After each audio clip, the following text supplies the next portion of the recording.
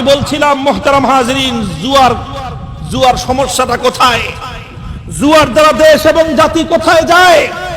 এভাবে একটা একটা করে জুয়ার আসর জমে, আর এরকম শত শত পরিবারের মধ্যে দাম্পত্য কলহ সৃষ্টি হয়, শত শত সোনার সংসার আগুনে পুড়ে ছারখার হয়ে যায়।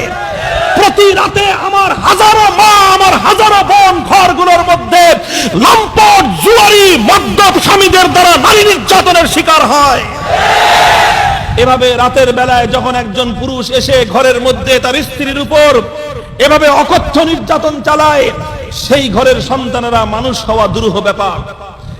ওরা মানুষ হয় না, ওরা দেখে রাতের বেলায় আমার বাপ মদ খেয়ে ঘরে আসে, মায়ের উপর জুলুম চালায়, নির্যাতন চালায়, তখন সন্তানের শরীরের মধ্যে এক ধরনের জিদ চেপে বসে, সে তখন বিপদগামী হয়, অন্ধকার পথে হাঁটে, নিজের জীবনটাকে ধ্বংস করে দেয়।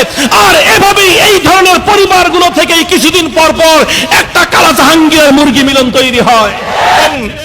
একটি জাতি সফলতার স্বর্ণ শিখরে উঠতে হলে সে জাতি যদি মদ এবং জুয়ার আসরগুলোকে বানচাল করতে না পারে, মদ এবং জুয়ার আলোকে বানচাল করতে না পারে, মদ এবং জুয়ার আসরগুলোকে যদি ধূলিসাৎ করতে না পারে, সে জাতি কোনোদিনও সম্মানিত এবং আত্মমর্যাদাশীল জাতি হিসেবে মাথা উঁচু করে দাঁড়াতে পারে না।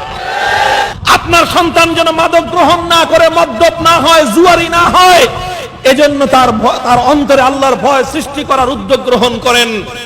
আল্লাহর ভয় সৃষ্টি হয় উলামায়ে কেরামের এবং আল্লাহ ওয়ালাদের সোহবতের মাধ্যমে, আলেম ওলামাদের সংসর্গের মাধ্যমে, আলেম ওলামাদের সোহবতের মাধ্যমে। ইয়া আইয়ুহাল্লাযীনা আমানুত্তাকুল্লাহা ওয়া কুনু মা'আস সাদিকিন। কোরআন বলেছে তোমরা মুত্তাকি হও, আর মুত্তাকি হওয়ার জন্য আল্লাহ ওয়ালাদের সঙ্গে তোমরা থাকো, আলেম ওলামাদের সঙ্গে তোমরা থাকো, তাদের সঙ্গে সম্পর্ক সৃষ্টি করো।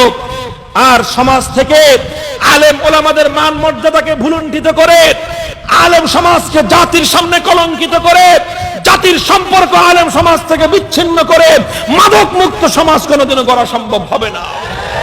জুয়ারি মুক্ত শান্তির সমাজ গড়া কোনোদিনও সম্ভব হবে না।